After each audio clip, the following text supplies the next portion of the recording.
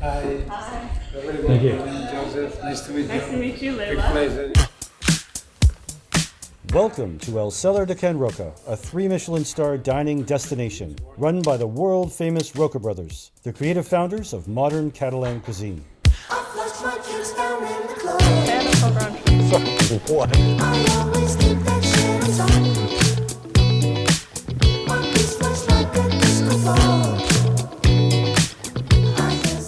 Getting to Girona is half the fun. Watch out, Adrian.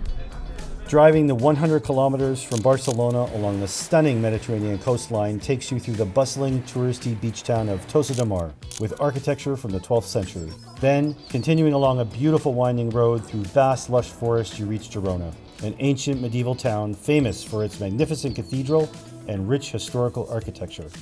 We're excited to take you inside to see what this world-famous restaurant has to offer. Sitting here in the courtyard outside El Cellar de Can Roca really feels removed from the rest of the city. Beautiful, peaceful, lush greenery with open glass. We're about to go inside and we can't wait to show you around. I'm Leila. I'm Adrian. And this is S3. Today's extraordinary 35-course menu is called The Feast. It starts with a series of historical appetizers that highlight many of the Roca brothers' creations over the last 36 years. We chose 2 wine from Joseph Roca's jaw-dropping 85,000 bottle cellar, sourced directly from Catalonia. Way prettier than what's made out online. The central courtyard is open to the sky, is gorgeous. Everything is pristine. Service is impeccable so far. It's a really nice, relaxed atmosphere. Our first appetizer was a trio of mushrooms. Classic brioche with an inside of mushroom mayonnaise. This jellified consomme also with mushroom jelly with some cow's cream. The sandwich, this meringue, with an inside of mushroom ice cream. Almost like a cotton candy texture, very light, sort of melted as soon as you put it in your mouth.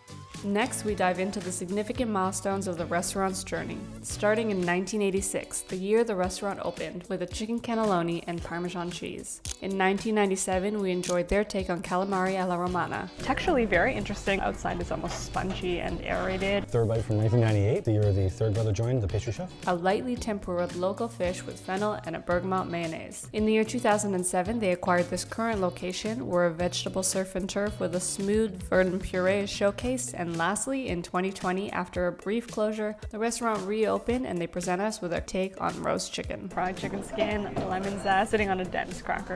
The next grouping of appetizers included a vegetable sequence, the first with 5 different types of spherified olives, topped with a local pipara pepper, a zucchini puree, and spicy, crunchy walnut romesco.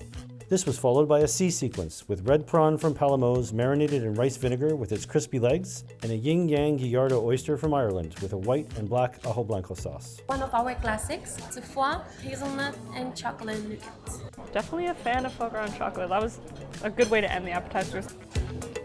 We have horchata. Horchata is a kind of Spanish drink, made with some chufa and nuts. We also have an horchata jelly and some caviar. We have on the bottom a nettle leaf, scarpone, green asparagus, and salicornia ice cream. Different versions of almonds, and we finish with ajo blanco sauce.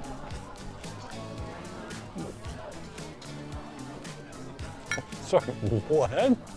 I mean, by Adrian's reaction, I am incredibly intrigued.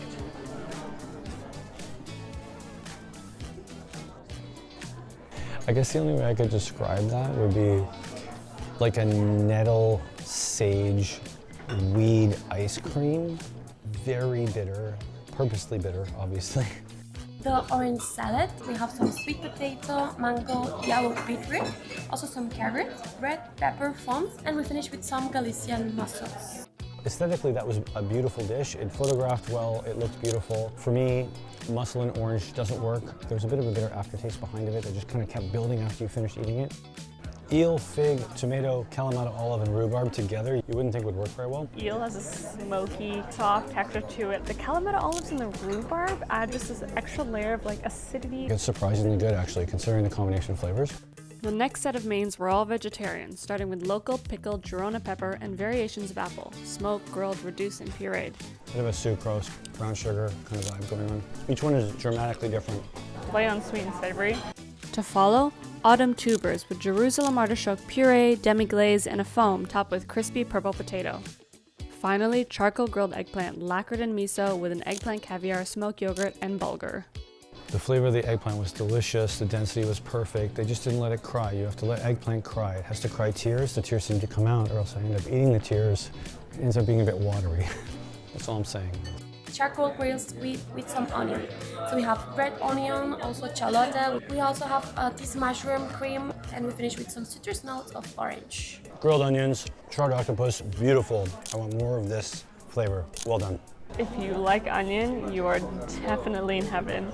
The sea sequence was made up of local sea bass with a base of amaranth leaf cream, fried amaranth, and finished with a fennel sauce. To follow, their take on surf and turf with langoustine and chicken, finished with chicken foam and parfait, and a thick and sticky reduction of both proteins, surrounded by seaweed, and for crunch, hazelnuts and crispy bread. The meat sequence started with 3 cuts of local lamb from Girona, fillet, back, and the belly, and a stew from the neck, a cheese and herb sauce with green olives and figs.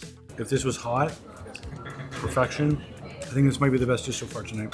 Round 2, the duck sequence started with a fillet with orange, and to follow, their take on a traditional sweet local dessert called the choucho, except here, mixed sweet and savory using ground duck and chocolate. This figs, honey, and mató, a typical goat cheese from here from Catalonia. Oil of the leaf of the fig, which is the green one.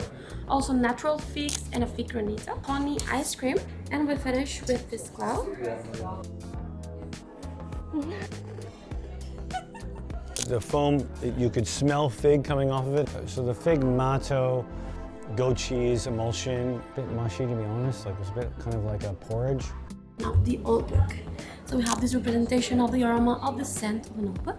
In the middle, this Madeleine ice cream with lemon, also a tea Earl Grey cream, and the inscription in red paper, and we finish with this, it's an old book distillate. So you can try this old book flavor. You're welcome. Let me get this straight. They go to the market, they take old books, they coat them in butter, and they macerate them and create a perfume out of them? This chocolate milk mousse, natural blackberries, sorbet of the blackberries, also a toffee, caramel, some pepper, and we finish with this crispy chocolate. The final petit four included chocolate cookies, ginger Oreos, blackberry and rose jelly, marshmallow with sesame and toffee caramel, grapefruit gummies, jalapeno and lime candies, and milk and yogurt chocolate. We've created a new restaurant scoring system broken down into 8 categories, with emphasis on food and service for a total possible score of 100. Scores between 50 and 69 receive an S1, 70 to 89 an S2, and 90 to 100 an S3. Based on this ranking system, El Cellar de Can Roca received an S1. To find out why, see the full breakdown on our website.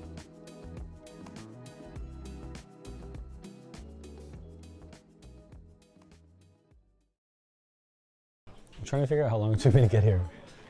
Drove to the airport, flew to Azores, flew to Barcelona, took a car, drove to Girona, drove here. We got here at 1 p.m. Toronto time. So that's 48 minus 5. No, come on. No, that was Tuesday. Today's Wednesday. 24, 6 p.m. No, it's 24 minus 5. So that's fine. It was 19 hours to get here. That's what it was. Oh, I was going to say something and then I put it in my mouth. Salad. Pardon me? It's called the orange salad. Orange salad. What color is the salad? Pardon me? You match your ceiling. Pardon me? Oh, interesting. It's actually, pardon me? Are you a professional or are you an amateur? You're killing me. Say it. Hurry up. I can't do it. Why is it so funny? It's not that funny. The problem is you have to let eggplant cry.